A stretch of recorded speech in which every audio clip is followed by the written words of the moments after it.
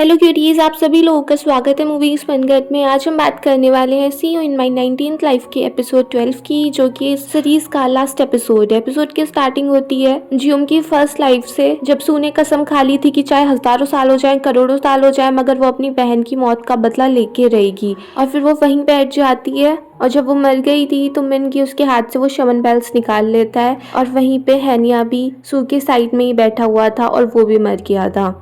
वो सब जानने के बाद जियोम एकदम से अपनी आंखें खोल रही थी, और फिर उसको समझ में आता है कि क्यों वो अपनी सारी पास्ट लाइफ को याद रख सकती थी, क्योंकि उसने खुद से ही प्रॉमिस किया था कि वो इन सब चीजों को कभी नहीं भूलेगी। जो अभी उसी के साइड में बैठा था वो उसको थोड़ा कंफर्ट करने लगता है, और वो सिया को देख के उससे माफी मांगने लगती है, उसको सॉरी बोलने लगती है। बट जो उससे बिल्कुल भी नाराज नहीं था। और फिर जैसे जियोम उसका ऐसे हार्ट टच कर रही थी तो सिया कहने लगता है कि हाँ, मुझे समझ में आ रहा है, शायद उस लाइफ में मुझे किसी ने किसी एरो से मार दिया होगा, या यहाँ पर किसी तलवार से मारा होगा ना। जियोम मुझसे पूछने लगती है कि क्या वो नहीं जानना चाहता कि अभी जियोम ने क्या सब देखा।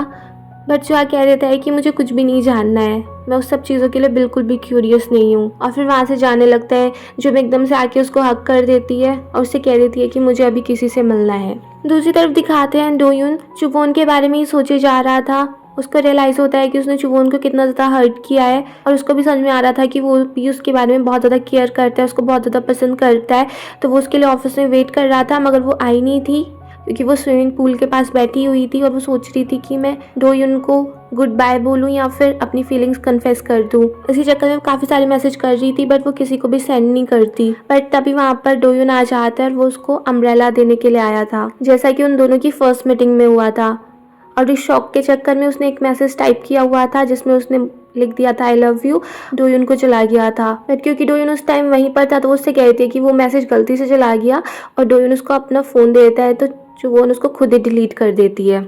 मैसेज डिलीट करने के बाद चुवोन उसको एक बुके भी देती है और कह देती है कि थैंक यू सारी चीज़ों के लिए, और उससे कहती है कि मुझे अब समझ में आ रहा है कि मैंने तुम्हें बहुत ज़्यादा हर्ट किया है, और मैं तुम्हें बहुत ज़्यादा प्यार करती हूँ, और मेरा मकसद कभी भी ये नहीं था कि तुम मेरी वजह से दुखी रहो, तुम मेरी वजह से हर्ट हो।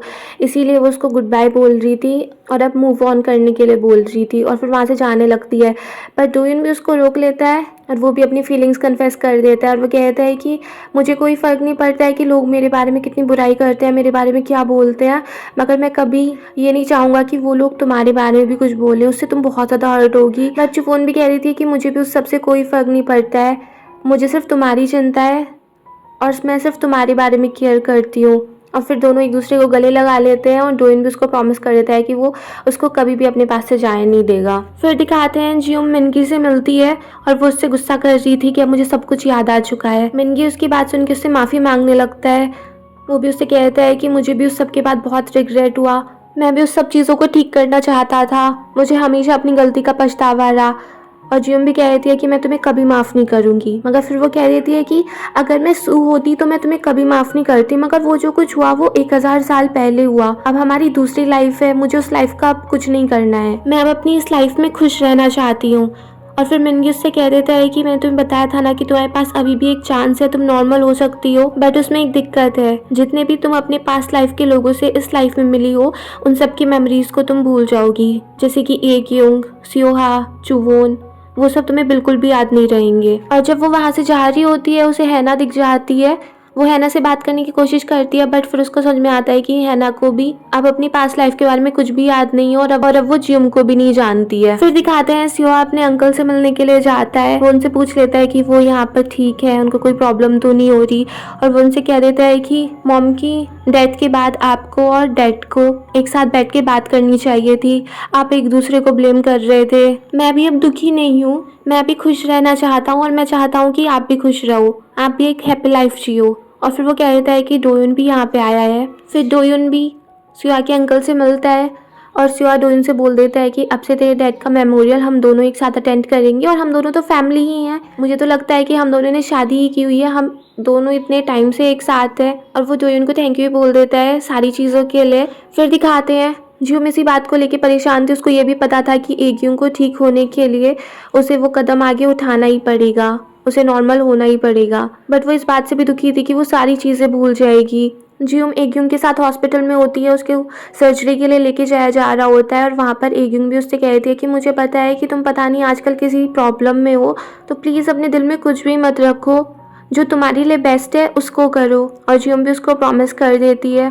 फिर सिया को भी लग रहा था कि जियोम को कुछ तो हुआ है, वो किसी चीज़ को लेके तो बहुत ज़्यादा परेशान है, इसीलिए वो मिनगी के पास जाता है और मिनगी उसको वही सारी बात बता देता है जो उसने जियोम को बताई थी। जियोम को अभी भी समझ में नहीं आ रहा था कि वो क्या करे। तभी सिया उसके पास आ जाता है, वो उसको वैसे ही भगा के लेके जाता है जैसे कि जियोम एक बार सिया को लेके गई थी। वो थोड़ा फिर जियोम के साथ बास्केटबॉल भी खेलने लगता है और फिर वो उसको समझा देता है, उसको कंफर्ट करता है कि अगर उसको नॉर्मल होना है तो ये सब चीज़ ठीक है। और पिछली बार वो उसके पास आई थी, उसने उसको प्रपोज किया, उसने उसको परस्यू किया, और इस बार अगर जियोम सारी चीज़ें भूल जाती है तो सिया उसके पास आएगा, उसको परस्यू करेगा। बट फिर जियोम कहने लगती है कि अगर मैं तुम्हें पहचान ही नहीं पाई, तो सिया कहता है कि मुझे तो लगता था कि जियोम एकदम से हैंडसम मैन को पहचान लेती है, अगर मैं उसको उसके सामने जाऊंगा तो क्या वो मुझे इग्नोर कर देगी, और मैं अपने साथ चुवोन को भी ले आऊंगा, एग्यूंग को भी ले आऊंगा, मैं तुम्हें भूलने ही नहीं दूंगा, और मैं तो नेक्स्ट लाइफ में भी तुम्हारा लवर बनना चाहता हूँ, मैं तो तुम्हें एक दिन में ही पटा लूंगा, हम दोनों एक दिन में ही प्यार करने लगेंगे। और फिर सिया उसके लिए रिंग्स भी लेके आया था, वो दोनों रिंग्स एक्सचेंज करते हैं। सिया की बात सुन के जियोम को भी अब थोड़ा अच्छा फील हो रहा था और वो डिसाइड कर लेती है कि अब वो नॉर्मल होना चाहती है, और इसीलिए वो गुड बाय के लिए चुवोन के पास भी आती है। वो दोनों अच्छे से टाइम स्पेंड करते हैं, थोड़ी सी ज्वेलरी एक्सचेंज करते हैं, और उसके बाद वो चुवोन की मॉम से भी मिलती है और उनको गले लगा लेती है, क्योंकि उसने अपनी मॉम से प्रॉमिस किया था कि वो उनसे मिलने के लिए भी आएगी। फिर वो उसी ब्रिज पे पहुंच जाती है शिवन बेल्स लेके। मिनगी ने उसको बता दिया था कि जब वो इन सब चीज़ों को छोड़े तो उस टाइम पे उसका दिल बिल्कुल खाली होना चाहिए, किसी बोझ के तले दबा नहीं होना चाहिए। और फिर वो नॉर्मल होने का प्रोसेस स्टार्ट करती है और फिर वो वहाँ पर सू से मिलती है। सू से पूछने लगती है कि क्या अब उसने ये सब कुछ भूलने का डिसाइड कर लिया है, सब कुछ माफ़ करने का डिसाइड कर लिया है। और जियोम भी कह देती है कि अब वो पहले और अब सब पहले से बहुत ज़्यादा अच्छा है। फिर वो अपनी सारी पिछली लाइफ्स के बारे में सोचने लगती है और वो धीरे धीरे अपनी वो सारी मेमोरीज को भूलती जाती है, और उन सब लोगों को भी जिनसे वो अभी अपनी 19th लाइफ में मिली थी, सियोहा, एग्यूंग, चुवोन।